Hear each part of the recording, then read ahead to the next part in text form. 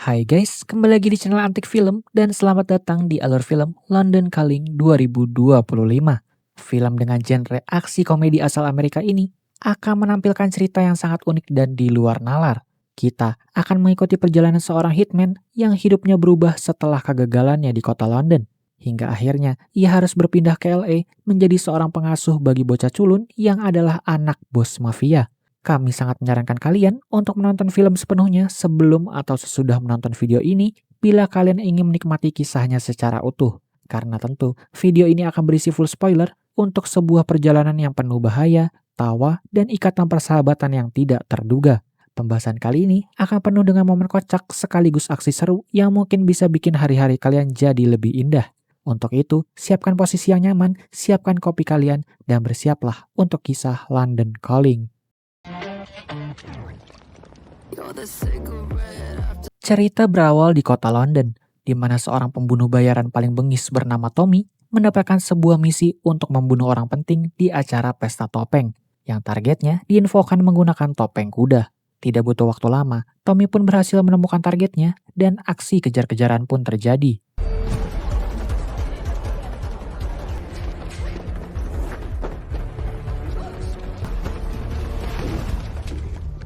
Saat targetnya terjebak, Tommy pun langsung melepaskan tembakan untuk menumbangkan targetnya. Tapi entah apa yang terjadi pada Tommy, ia yang biasanya jago dalam menembak, kini tampak kesulitan untuk membunuh targetnya.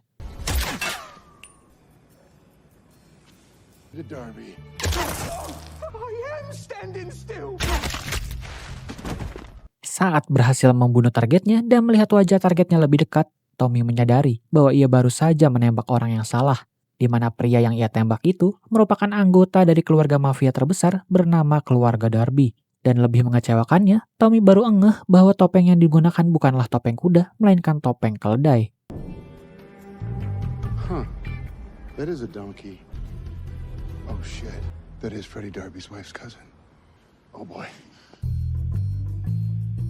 Setelah gagal melakukan misi dan malah membunuh orang penting, Tommy pun mendatangi rekannya yang bernama Harry. Sebagai kawan yang baik, Harry mengingatkan Tommy bahwa dia harus segera mengecek matanya, karena sepertinya mata Tommy sudah mulai mengalami kerabunan. Untuk membela diri, Tommy pun berkata bahwa ia gagal karena ia tidak bisa membedakan mana kuda dan keledai yang hampir sama.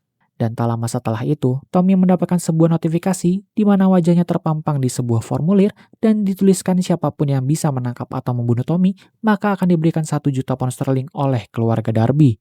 Melihat kabar mengejutkan itu, Harry pun menyuruh Tommy untuk segera pergi meninggalkan kota itu. How the hell did this happen, Tommy? I don't know. How many times have I asked you to have your eyes checked? Who the fuck can tell the difference between a horse and a donkey? You better leave town tonight. Namun, alih-alih langsung pergi meninggalkan kota, Tommy justru secara diam-diam mengunjungi apartemen mantan istrinya untuk menemukan putranya yang sangat ia sayangi. Pertemuan singkat itu pun digunakan Tommy untuk memberitahu putranya bahwa dia sangat menyayanginya dan dia berjanji akan segera pulang apabila keadaan sudah membaik. Pergi dari apartemen mantan istrinya, Tommy pun mendapatkan telepon dari Harry yang sudah membeli tiket pesawat untuknya. Melompat 1 tahun kemudian, Tommy yang kini berada di LA bekerja untuk seorang bos mafia bernama Benson yang tak berbeda pekerjaannya tetaplah menjadi seorang pembunuh bayaran. Where the hell are you? He called and said you're an hour late. I'm on my way. I'm stuck in traffic. Fuck you, I do know that. Harry vouched for you, which is the only reason why you're still doing jobs for me. Get there now and start acting like a goddamn professional. Hey. What's going on with the cable box?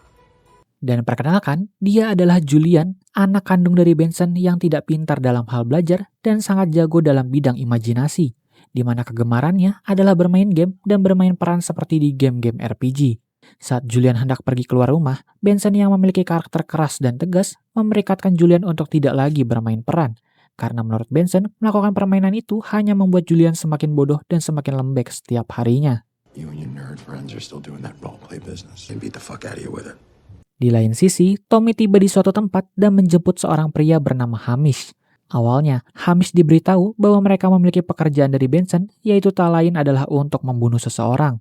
Tapi di tengah perjalanan, Hamish menyadari jika Tommy bergelagat aneh dan suasana perlahan berubah menjadi tegang. Hingga akhirnya pertarungan di dalam mobil pun terjadi.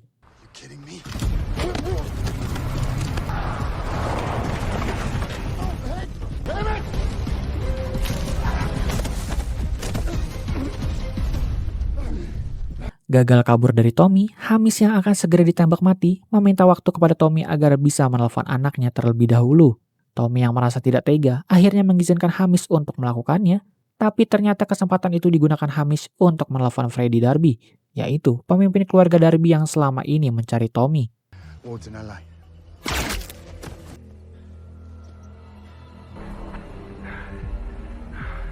Ward's in Los Angeles. Dan perkenalkan, inilah Freddy Darby, seorang pemimpin kelompok mafia terbesar di London, yang tidak segan-segan untuk membunuh siapapun yang macam-macam dengan anggota keluarganya. Setelah mendapatkan kabar dari Hamish, Freddy yang sangat emosi pun langsung pergi dengan beberapa anak buahnya. Di tempat lain, Julian yang kekeh ingin bermain peran mengganti kostumnya di balik pohon besar. Tapi tidak sengaja, tiba-tiba seorang gadis bernama Erika menabrak dirinya yang belum selesai pakai celana.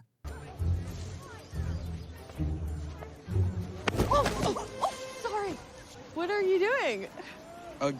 Just taking off my pants in the park. Did you need this tree? To take off my pants? I'll find somewhere else. Don't worry. Golly, this is idiot. Selesai mengganti kostum, Julian pun mendatangi salah satu temannya di taman. Tapi tak lama kemudian, datanglah seorang pria bernama Robbie yang selalu menjadikan Julian sebagai bahan olok-olokannya. Your collar. Give it to me. Get on the ground! Hey! Bobby, what are you doing? Yeah, I'm calling Dad. Oh, no, you're not! Di rumah, Benson pun memberikan Tommy bayaran untuk pekerjaannya beserta sebuah surat dari mantan istrinya yang berisi pesan meminta Tommy untuk stop memberikan uang haramnya karena dia akan segera menikah dengan seorang guru olahraga bernama Ricky. Setelah membaca surat itu, Tommy pun panik bukan karena akan ditinggal nikah tapi karena khawatir dengan putranya yang akan mendapat ayah tiri bejat. He's getting married to Ricky. What's wrong with Ricky? These aren't teachers, they're perverts with whistles.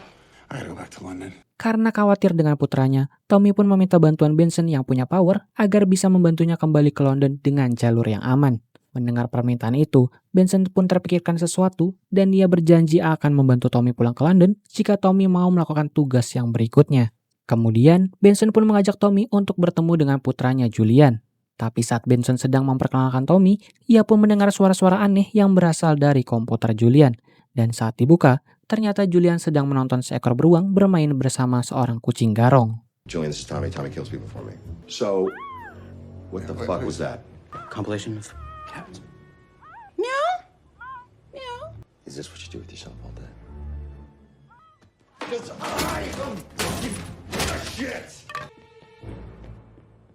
Lelah melihat putra satu-satunya nolep dan selalu menjadi korban bully, Benson akhirnya meminta Tommy untuk mendidik dan membawa Julian dalam misi pembunuhan yang berikutnya. Sontak, Benson pun menunjukkan foto target berikutnya, yaitu seorang kakak beradik bernama Alistair dan Seamus. Alasan Benson ingin mereka mati adalah karena Alistair si kakak belakangan ini mendapatkan ilham dari yang di atas, sehingga ia ingin bertobat dan mengakui perbuatannya.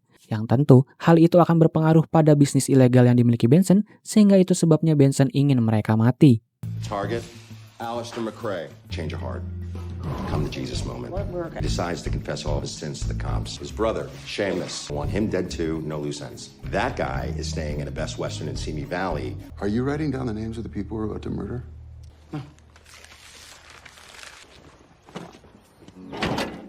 Sebelum pergi, Julian sempat dikunjungi Erika yang ternyata ingin meminta maaf kepada Julian karena kelakuan buruk saudaranya yaitu Robbie. Tapi karena Tommy sudah tidak sabar menunggu, Julian pun terpaksa meninggalkan Erika.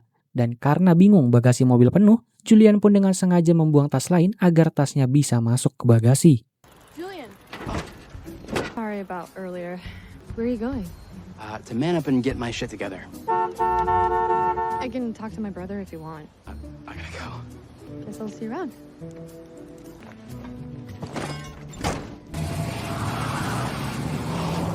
Singkat waktu, untuk berjaga-jaga, Tommy pun mengajarkan Julian bagaimana caranya menembak dengan benar. Tapi apa kamu ingat masalah Tommy? Iya, matanya yang sudah mulai mengalami kerabunan perlahan menghilangkan kemampuannya untuk menembak, yang bahkan botol-botol yang diam saja tidak bisa ia kenai.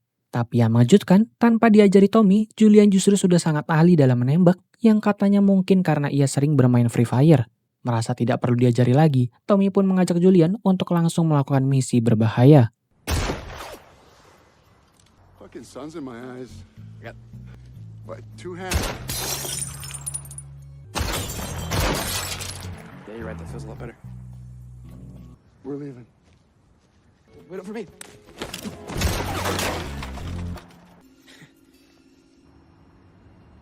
Di malam harinya, mereka mendatangi kamar apartemen dari salah satu anak buah Seamus untuk mencari tahu di mana Seamus berada. Tapi karena ini adalah misi pertama Julian, ia pun diminta untuk mengikuti semua yang dilakukan Tommy, hingga inilah yang terjadi. 2, 3, 2, 2. count. Yeah, sorry. 1. What kind of amateur bullshit is this, man? Setelah mendapatkan alamat di mana Seamus berada, Tommy pun berencana untuk menghabisi pria itu dengan palu dan gergaji tulang. Tapi sayang, ia baru menyadari jika tas yang ia bawa dari tadi adalah tas milik Julian yang hanya berisi kalung anjing dan kostum-kostum anehnya. Hingga akhirnya, saat Tommy dan Julian berdebat tentang tas yang hilang itu, tiba-tiba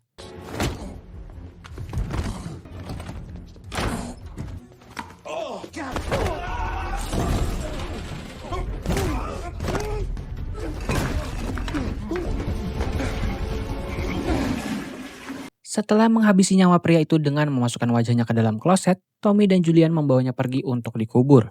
Di lain sisi, Freddy datang ke rumah Benson yang tentu kedatangannya adalah untuk mencari pria bernama Tommy.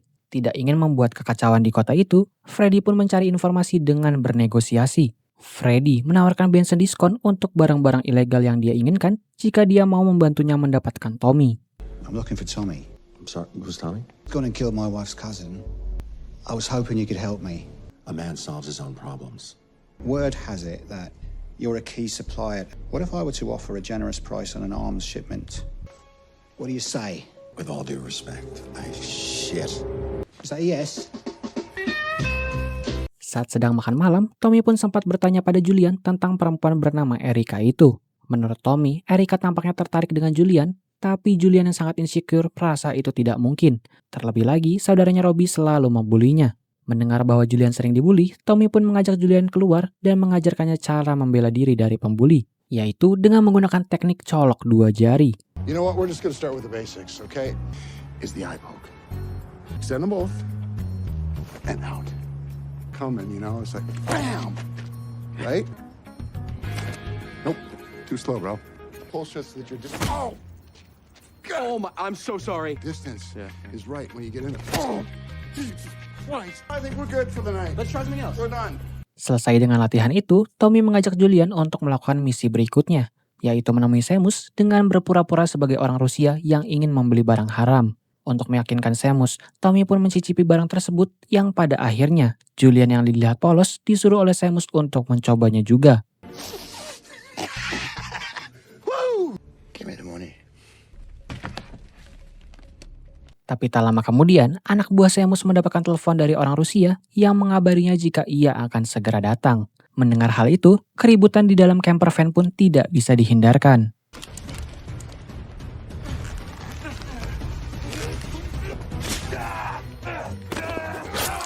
Boy. All right.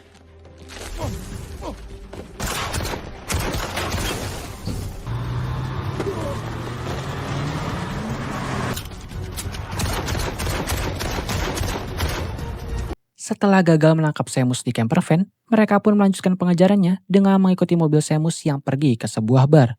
Ternyata, Seamus pergi ke bar untuk menjemput kakaknya yaitu Alistair yang mengalami gangguan dengan isi kepalanya. There are bad people looking for you. Prepared, little brother.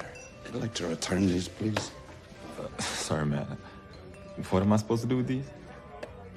Take the fucking condoms.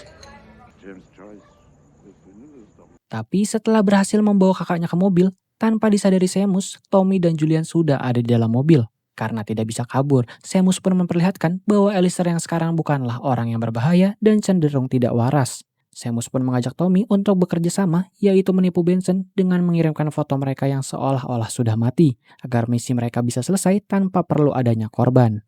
Awalnya, Tommy menolak tawaran tersebut, tapi setelah mendapatkan ancaman dengan granat, Julian yang sangat panik dan takut mati akhirnya menyetujui rencana itu. Watch this. Oh, I'm gonna make it a tickles. I'm prepared to let the business go and disappear, forget. We have to kill you and send pictures to my dad. No one's gotta kill anyone. Then Alistair and I will play dead, you take the pictures. Oh, really, Seamus? Really? Your guns? Not a chance. On the new plan, Okay. Got it. Tapi setelah mereka selesai mengambil foto untuk menipu Benson, tiba-tiba Julian yang teringat akan teknik colok dua jari mencoba menggunakannya untuk mencolok mata Seamus. Namun karena gagal, akhirnya adu tembak pun kembali terjadi. I'll give you the gun you gave me, my brother.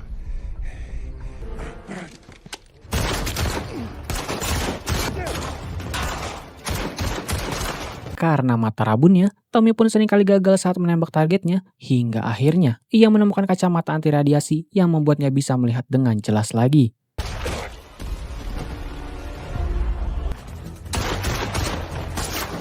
Setelah berhasil menyelamatkan Julian, Tommy pun segera menghabisi anak buah Seamus, dan saat ia hendak menembak Seamus, tidak sengaja tembakannya justru mengenai gas 12 kilo yang akhirnya meledakkan camper van itu.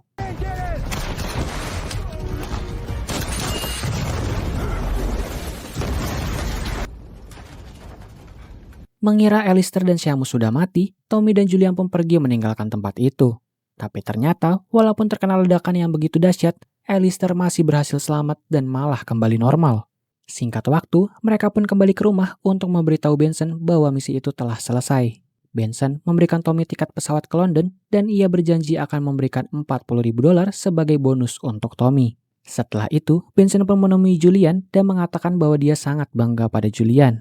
Tapi ternyata itu semua dilakukan Benson hanya untuk menipu Julian yang akan dia minta untuk membawa Tommy kepada Freddie Darby. Benson pun mengarang cerita seolah-olah Tommy sebetulnya membenci Julian dan hanya ingin untung sendiri. I have a new business partner. His name is Freddie Darby, and you'll already have a leg up because you're going to bring him Tommy. What do you mean by that? Once Darby's done with Tommy, he's going to bring you to the guns. Tommy killed a member of Freddie Darby's family, Julian. Listen, Tommy's my friend. Tommy's not your friend, Julian. He had to do all the work. He said that. He tried to sell you out the second he got me alone. Can I count on you to do what needs to be done? Sontak, Julian yang masih polos akhirnya mengikuti perintah ayahnya. Dan ia berpura-pura akan mengantar Tommy untuk membantunya beres-beres sebelum pergi. Tapi di tengah perjalanan, tiba-tiba mereka pun dicegat oleh mobil-mobil hitam yang tak lain adalah Freddie Darby dan anak buahnya. It's good to see you, lad. Setelah terbangun dari pingsannya, Tommy pun dikejutkan dengan Freddie yang berterima kasih kepada Julian karena sudah bekerja sama dengan baik. Dan kemudian Freddie pun menyuruh Julian untuk menunggunya di mobil. Tapi di saat yang sama, Alistair yang sudah kembali normal mendatangi tempat itu dan menghabisi seluruh anak buah Freddie yang menunggunya di bawah.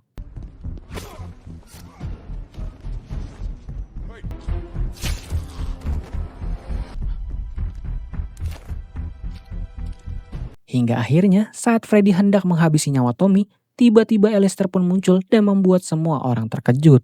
Namun betapa anehnya, ketika mereka berdua sama-sama mengincar Tommy, mereka malah berkelahi menentukan siapa yang seharusnya membunuh Tommy. Alistair yang adiknya dibunuh semalam atau Freddie yang sepupunya dibunuh setahun lalu. Hingga akhirnya melihat ada celah untuk menyelamatkan diri, Tommy pun membuka ikatan tangannya dan langsung menyandera Freddie. Tapi Alistair yang tidak peduli dengan mereka berdua akhirnya melepaskan tembakan yang membuat mereka terjatuh ke bawah. It's mine. You killed my brother. What did you kill of yours? My wife's nephew. Last night? Well, he killed my relation a year ago, so I've got priority. I wouldn't waste a year of my fucking life tracking down a killer. Thank you. He needs death by suicide. Wait, what? Suicide is the only thing that guarantees it. His feet and his hands. So let there be light.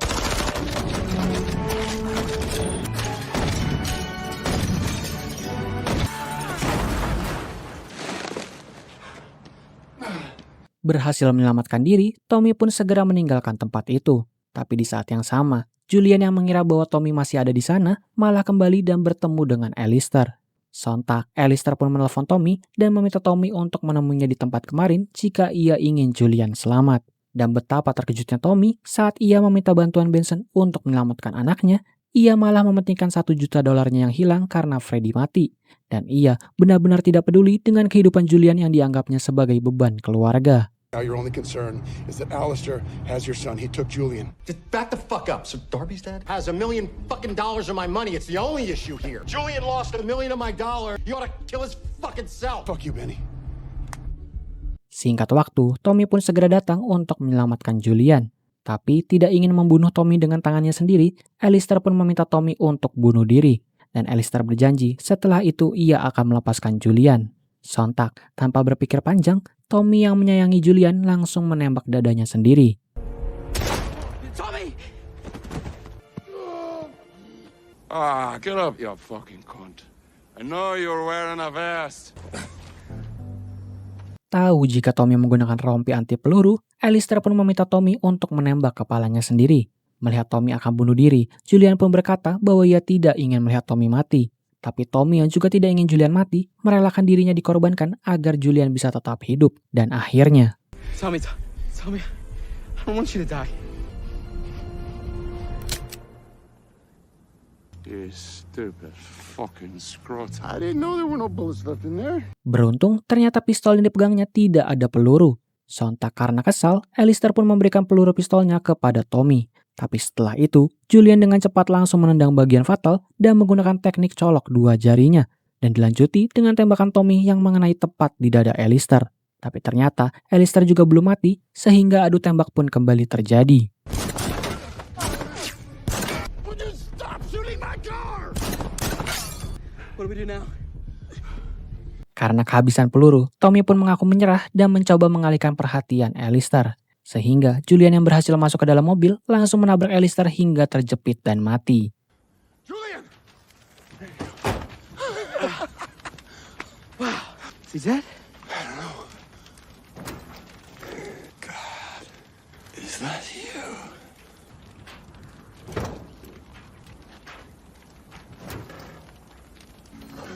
Finally. There. You for a favor?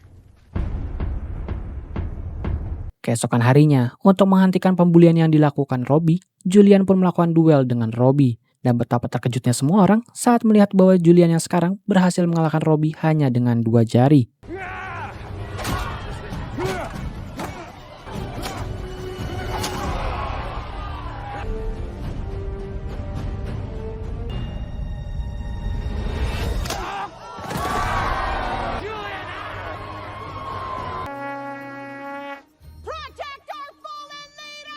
Tapi tak selesai sampai di situ, anak buah Robbie pun mencoba menyerang kelompok Julian demi memenangkan pertarungan. Tapi tebak siapa yang datang? Iya, tak lain dia adalah Tommy yang berperan menjadi gladiator. Sontak semua orang pun dihabisinya dan Julian pun berhasil mengalahkan Robbie beserta antek-anteknya. Hey, what the hell is that? We won. Go on.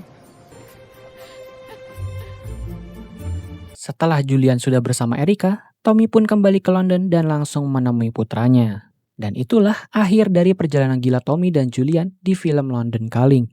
Pada akhirnya, kita bisa belajar bahwa kita tidak bisa menilai seseorang dari kulitnya atau dari penampilan luarnya saja. Siapa sangka, Tommy yang adalah seorang hitman ternyata mampu mengajar dan melindungi Julian lebih baik daripada ayahnya sendiri. Dan Julian mungkin memang berbeda dari anak laki-laki pada umumnya, tapi dia berhasil membuktikan bahwa dia bukanlah pengecut atau anak lembek seperti yang ayahnya selalu katakan. Artinya apa? Artinya ucapan yang baik akan memberikan dampak positif, sedangkan ucapan yang buruk akan menimbulkan hal-hal negatif. Untuk itu, berusahalah untuk selalu berkata baik agar dirimu selalu dikelilingi oleh hal-hal positif. Asik.